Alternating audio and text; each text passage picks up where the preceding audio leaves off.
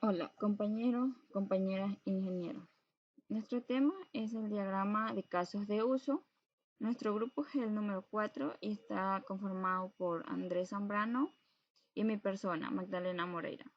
A continuación, le vamos a hablar un poco sobre qué es UML.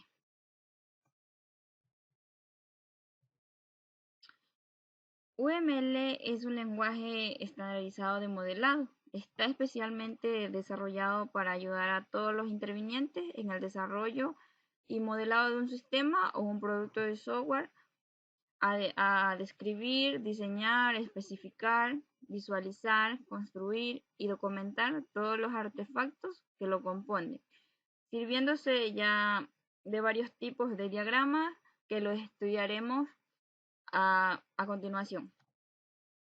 UML está compuesto por diversos elementos gráficos que se combinan para conformar diagramas. Debido a que UML es un lenguaje que cuenta con reglas para combinar tales elementos. La finalidad de los diagramas es presentar diversas perspectivas de un sistema a las cuales se le conoce como modelado. Recordemos que un modelado es una representación simplificada de la realidad. El modelado UML describe lo que supuestamente se hará en un sistema, pero no dice cómo implementar dicho sistema. Diagrama de casos de uso. A manera de introducción tenemos que los casos de uso, a medida que se reúnen los requerimientos, se comienza a materializarse la visión general de funciones y características del sistema.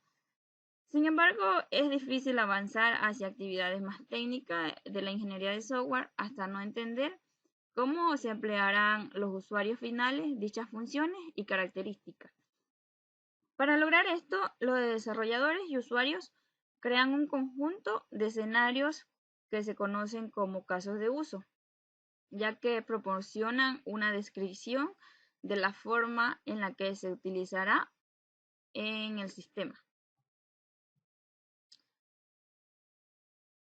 Un caso de uso capta un contrato que describe el comportamiento del sistema en distintas condiciones en las que el sistema responde a una petición de alguno de sus participantes.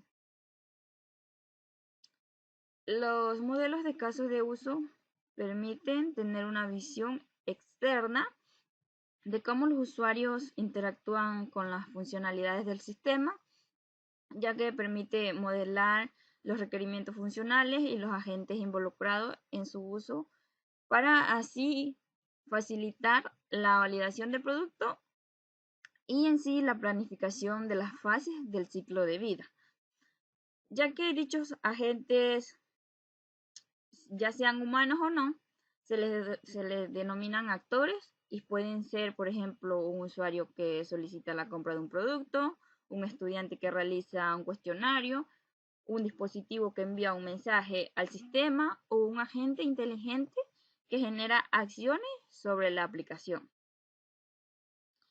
Los casos de usos se utilizarán en posteriores fases del proyecto para así modelar el dominio y los diagramas de comportamiento, ya que estos diagramas de casos de uso se utilizarán en diagramas de secuencia y diagramas de comunicación. Un caso de uso es una descripción de las acciones de un sistema desde el punto de vista del usuario.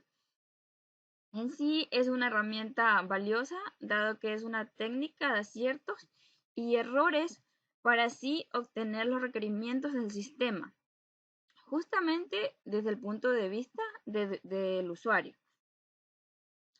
Los diagramas de casos de uso modelan en sí la funcionalidad del sistema usando actores y casos de uso. Los casos de uso son servicios o funciones provistas por el sistema para así a sus usuarios. Elementos del diagrama de caso de uso.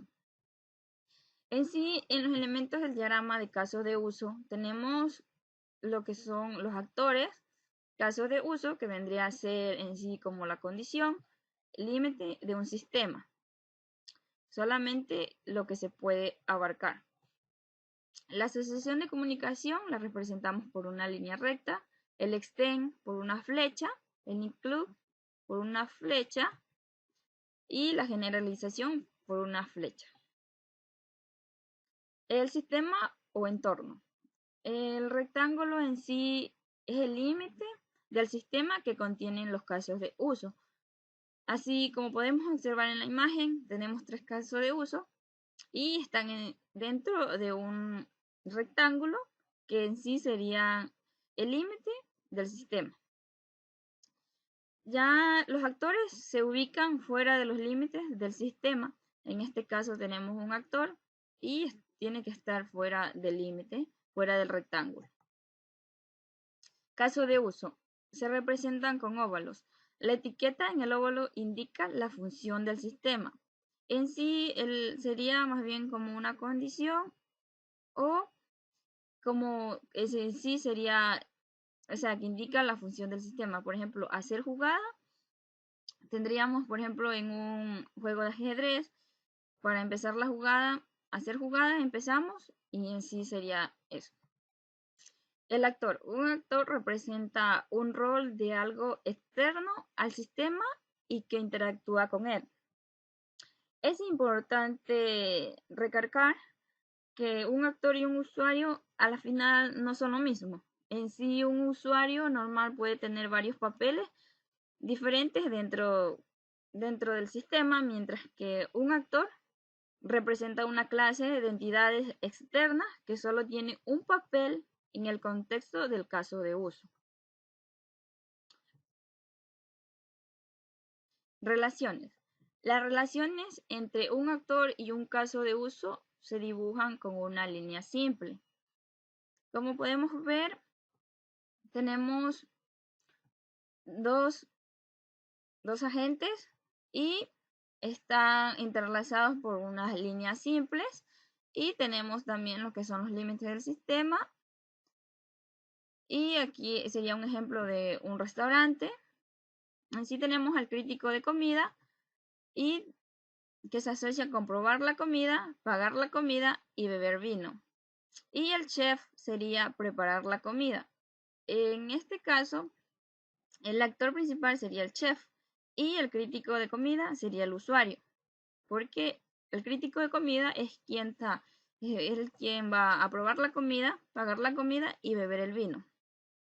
Y el chef en sí sería preparar la comida. En sí solo tienen un rol, se cumple lo que se decía anteriormente y el usuario va a tener más de un rol dentro del proyecto o del sistema. Para estas relaciones entre casos de uso se utilizan flechas, etiquetas, incluir o extender. El include y extend.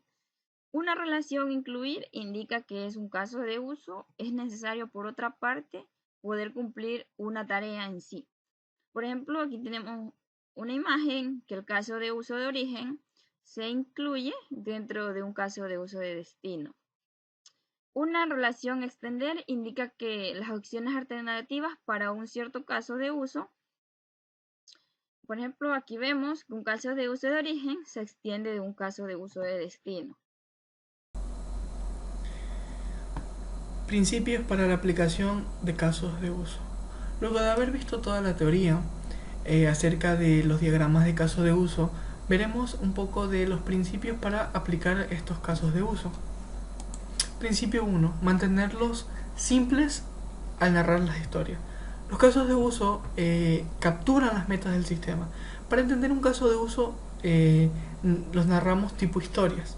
Estas historias cubren la manera en la que se alcanza la meta exitosamente y la manera de manejar cualquier problema que ocurra en el camino, algún error, etc. Los casos de uso proporcionan una forma de identificar y capturar todas las historias diferentes, pero relacionadas de una manera muy simple, aunque detallada. Esto posibilita que los requisitos del sistema se capturen, compartan y entiendan fácilmente. Principio 2. Entender el panorama general. Sin importar si el sistema que se está desarrollando es grande o pequeño, o, o es un sistema de software o uno de hardware o un nuevo negocio. Es esencial que se entienda el panorama general, ¿ya? Sin entender el sistema como un todo, será imposible tomar las decisiones correctas acerca de lo que incluye el sistema, ¿ya? Lo que estará por fuera, lo que estará dentro del sistema, lo que costará y el beneficio que este proporcionará. Esto no significa capturar todos los requisitos de una sola vez. Tan solo es necesario crear algo que resuma el sistema deseado y permita permita entender el alcance y el progreso a nivel del sistema. Principio 3. Enfocarse en el valor. Los casos de uso proporcionan este enfoque concentrándose en cómo se empleará el sistema para alcanzar las metas específicas de un usuario en particular o un actor. Estos casos de uso encierran muchas formas de usar el sistema. Aquellas que alcanzan exitosamente las metas del sistema y aquellas que manejan los problemas que pueden ocurrir. Para cuantificar, identificar y entregar fácilmente el valor es necesario estructurar la narrativa del caso de uso. Para mantener las cosas simples, debemos iniciar con el camino más fácil para conseguir la meta. Luego, capturar todas las formas alternativas de alcanzar esa meta y cómo manejar cualquier problema que pueda ocurrir mientras se trata de lograr esa meta u objetivo. Esto hará que las relaciones entre las formas de emplear el sistema estén claras. Además, permitirá que se identifiquen y evolucionen las formas de más valor y también que las de menos valor se adicionen posteriormente sin estropear o cambiar lo que ya se hizo. Principio 4. Construir el sistema por partes. La mayoría de los sistemas requieren mucho trabajo antes de que sean usables y estén listos para el uso operacional. Tienen muchos requisitos, la mayoría de los requisitos dependen de otros requisitos que se están implementando antes de que se puedan satisfacer y entregar con valor. Siempre es un error intentar construir un sistema de una sola vez. El sistema se debería construir por partes, cada una de las cuales tiene un valor claro para sus usuarios. Los subsistemas. De los subsistemas sacamos los subsistemas. La receta es simple. Primero, identificar el aspecto más útil que el sistema debe hacer, enfocarse en ese. Luego, ese aspecto, dividirlo en porciones más pequeñas y definir los casos de prueba que representan la aceptación de cada una de esas porciones. ¿Ya? Hacerlos de lado por un momento, seleccionar la porción más importante que viaje por todo el concepto de principio a fin o lo más cercano a eso que se pueda. Estimar el desarrollo en equipo. Las estimaciones no tienen que estar correctas, son simples estimaciones para comenzar a construir. Principio 5. Adaptarse para cubrir las necesidades del equipo. Desafortunadamente, no hay una solución única para todos los desafíos del desarrollo de software. Equipos diferentes, situaciones diferentes, requieren estilos diferentes y niveles diferentes de detalle. Sin importar cuáles sean las prácticas y técnicas que se seleccionen, es necesario asegurarse de que estas son lo suficientemente adaptables para cubrir todas las necesidades actuales del equipo. A continuación veremos dos ejercicios, un ejercicio de un cajero automático y otro ejercicio que posteriormente en las semanas siguientes se implementará con un diagrama de secuencia. Plantearemos un diagrama de caso de uso basado en la siguiente problemática. Se ha de realizar el diagrama de casos de uso de un cajero automático en el que se pueden realizar las siguientes operaciones: retirar efectivo, ingresar o depositar efectivo, hacer transferencias y obtener información de la cuenta, movimiento, saldo, etc. Para realizar cualquiera de las operaciones, el cajero automático ha de validar la tarjeta y la clave que introduce el usuario. Se debe considerar la interacción que tiene con el cajero a la hora de realizar estas operaciones el banco y el consorcio. Llamaremos consorcio a la red de cajeros automáticos a las que se suscriben los bancos para que los cajeros automáticos realicen las operaciones. ¿Ok? Entonces, en este caso también asumiremos que para realizar todas las operaciones es necesario ingresar la tarjeta. Es decir, en estos cajeros será necesario sí o sí ingresar la tarjeta, validar la clave para realizar un depósito, para hacer una transferencia, para retirar efectivo, que es más obvio, y para obtener información de la cuenta en la que está basada la tarjeta. En este caso también asumiremos que este cajero permitirá solo tarjetas de débito. Ahora vamos a empezar a hacer el diagrama. Tenemos nuestro sistema. A nuestro sistema le vamos a poner ATM o cajero automático. Es un poco más grande. Ya. En este caso nuestro actor principal será el cliente. Actor se llamará cliente banco. Cliente banco o solo cliente. A ver, solo cliente. ¿Ok?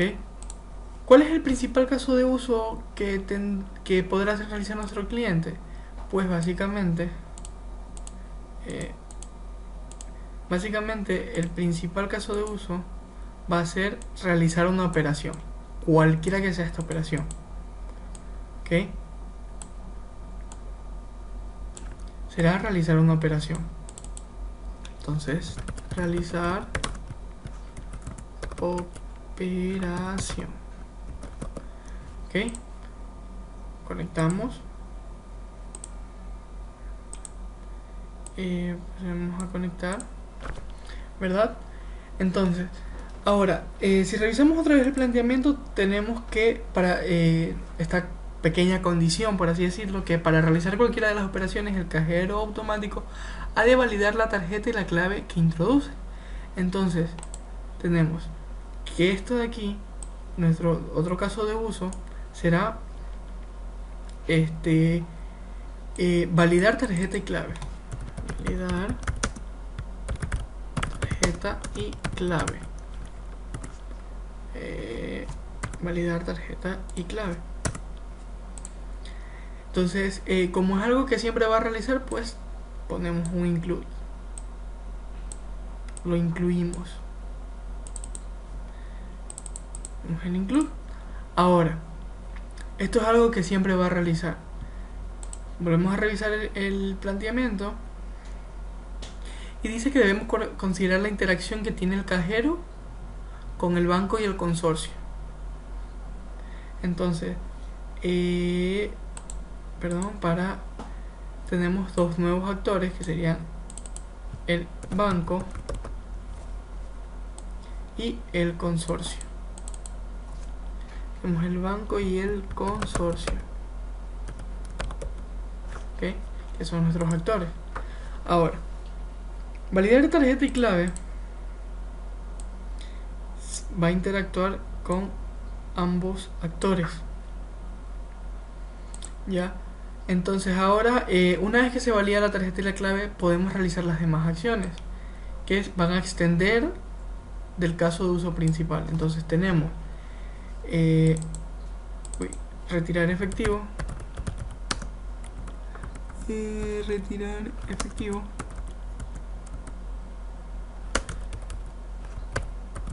efectivo. Tenemos nuestro otro caso de uso, que es depósito o realizar depósito. Nuestro otro caso de uso, que es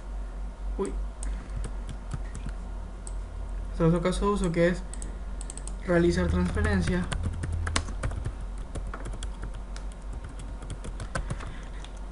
Y en nuestro otro caso de uso, que es obtener información de la cuenta o información.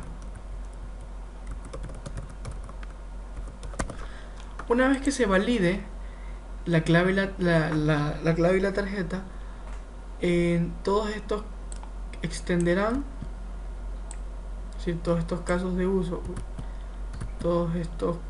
de uso extenderán de aquí. Bueno, lo voy a separar un poco. Ya lo hago. Extenderán de aquí, todos extenderán de aquí, porque ya una vez que hayamos validado la clave y la tarjeta, podremos realizar estas operaciones. Todas estas son un extend o un extender. ¿Ok? Ahora, nuevamente volvemos a ver el planteamiento y vemos que todas todas las operaciones van a interactuar con el banco y el consorcio, lo cual es, si lo analizamos un poco más, es bastante lógico. Al retirar el dinero, pues tenemos que comunicarnos tanto con el banco como con el consorcio. Entonces pues realizamos las conexiones habituales. Uy, tengo seleccionado esta y es solo esta. Extender, o sea, se asocian con todas estas y con, a su vez también con la de clave y tarjeta, que ya lo hicimos, y pues banco de igual forma.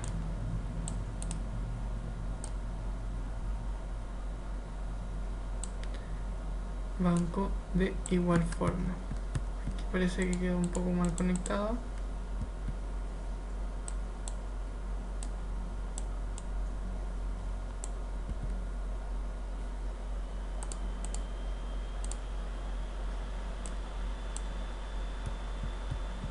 Ahí, un poco mejor. Como se cruzan las líneas, pues conecta mal. Ahora sí, ahora sí. Entonces este sería nuestro diagrama de caso de uso para el planteamiento que tenemos. En el ejercicio que plantearemos a continuación, en próximas semanas será ampliado dentro de lo que es el diagrama de secuencia. Es decir, el diagrama de secuencia estará basado en este caso de uso. Ahora, el planteamiento del problema es el siguiente. Una empresa que maneja un blog de autores de libros desea un sistema que permita crear cuentas para los autores. Estas cuentas deben ser creadas por el administrador del sistema y se debe verificar la información en una base de datos existente. Es decir, en este caso la empresa el sistema es mucho más grande, pero en este caso nos centraremos en el caso de uso para crear las cuentas de los autores. ¿Okay? Utilizaremos Visio como herramienta para diagramar. Tenemos, como vimos en el planteamiento del problema, dos actores. Tenemos el administrador y tenemos la base de datos, que en este caso le pondremos autor o autor credentials database, ¿verdad? Y aquí puede ser admin. Ahora, en este caso el subsistema será el siguiente. El subsistema tendrá el siguiente nombre, que sería Content Management System, o sistema para la administración de contenido. Será el nombre que le daremos a este subsistema. Content Management System. Ahora, principalmente, o como ya lo dije, nos vamos a centrar en lo que es crear una cuenta de blog, ¿verdad? Entonces tenemos nuestro primer caso de uso, nuestro caso de uso central, que sería crear una nueva cuenta de blog. Entonces lo ponemos en inglés. Bueno, create new blog account, ¿verdad? Este sería nuestro caso de uso inicial, el cual está conectado con nuestro usuario, con nuestro actor, que es el administrador. El administrador es quien va a crear la nueva cuenta. Ahora, en este caso el administrador crea una nueva cuenta, como dije, y va a poder crear cuentas de dos tipos: una cuenta regular y una cuenta para editorial. ¿Ya?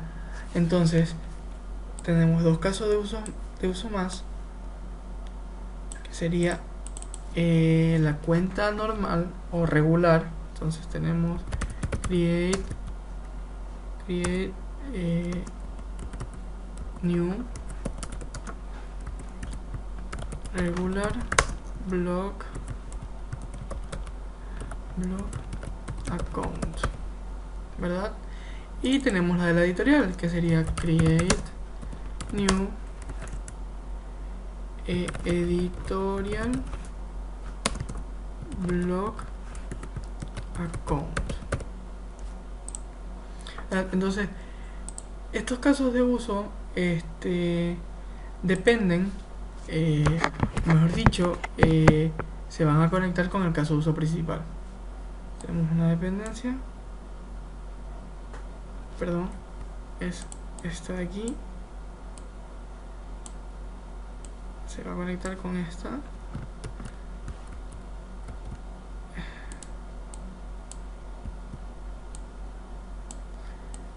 se va a conectar también con esta. Entonces, bueno, tenemos aquí, la hago un poco mejor para que se vea mejor. Ok, ya. Ahora, sea cual sea la cuenta que el administrador vaya a crear, esta cuenta incluye dentro de su flujo, verificar la identidad del autor en la base de datos, que es nuestro otro actor. Entonces tenemos otro caso de uso donde se verifica la identidad o los datos. Le vamos a poner check identity. Vamos a poner check identity, y esta de aquí va a interactuar con nuestro actor. Ahora, como dijimos que se incluye, pues eso vamos a incluir. Tenemos aquí el include o el incluir, ¿verdad? Se ve un poco pequeño, lo voy a hacer un poco más grande, el incluir. Ahora, este proceso también puede crear en un caso fallido. Este caso fallido sería cuando no se verifique o no se pueda, mejor dicho, no se pueda crear la cuenta. Entonces en este caso debemos registrar este fallo. Este fallo sería que sería sería el fallo de creación de la cuenta, pero lo vamos a poner record